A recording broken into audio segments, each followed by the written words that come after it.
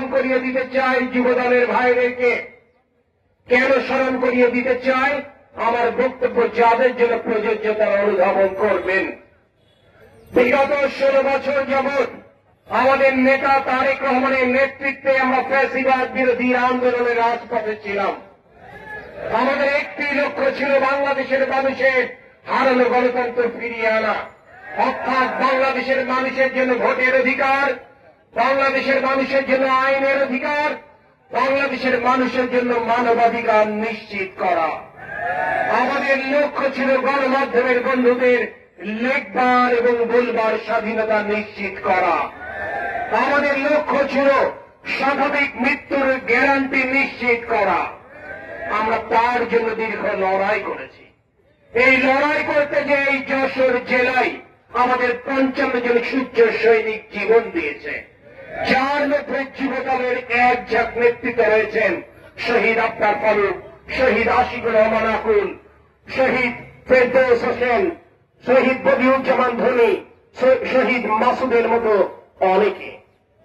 প্রিয় সাথী সহযোদ্ধাবৃন্দ, যে গণতন্ত্রের জন্য আপনার আমার এই যাত্রা, যে গণতন্ত্রের জন্য আপনার আমার এই হাজারো সহকর্মীর বলিদান, সেই গণতন্ত্র কিন্তু আজও বাংলাদেশে ফেরত আসেনি। আজও বাংলাদেশের জনগণ ভোটের অধিকার ফেরত পায়নি। আজও আইনের শাসনের অধিকার থেকে বঞ্চিত হয়ে দেশের মানুষ। আজও শিক্ষাঙ্গনে মেধাবী ছাত্রদের জন্য পড়বার সুন্দর পরিবেশ নিশ্চিত হয়নি। এটি তখনই সম্ভব যখন একটি গণতান্ত্রিক সরকার পুনঃপ্রতিষ্ঠা লাভ করবে। যুবদলের ভাইরা যদি মনে করেন আমরা আমাদের গন্তব্যে পৌঁছে গেছি, তাহলে ভুল হবে। যুদ্ধ চলমান, যুদ্ধ এখনো শেষ হয়নি।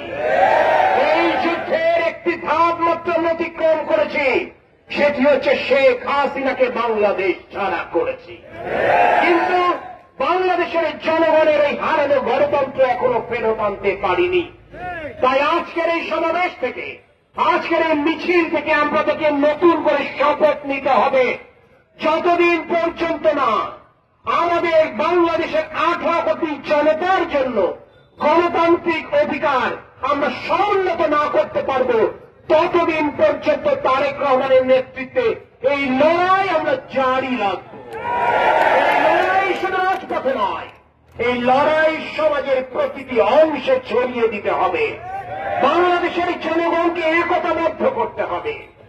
আজকে কোথায় জুলাই অভ্যুত্থানের বর্ষপূর্তি করব একটি অর্জনের তৃপ্তি নিয়ে, অথচ মাত্র 11 মাসের মধ্যে সেই ফ্যাসিবাদ বিরোধী শক্তির মধ্যে বিভেদ রেখা স্পষ্ট, এবং বিভেদ রেখার সুযোগ নিয়ে গতকাল এনসিপির কেন্দ্রীয় নেতৃবৃন্দের উপর হামলা চালিয়েছে ওই শেখ হাসিনার পেটোয়াবাদিনী সেই গোপালগঞ্জে।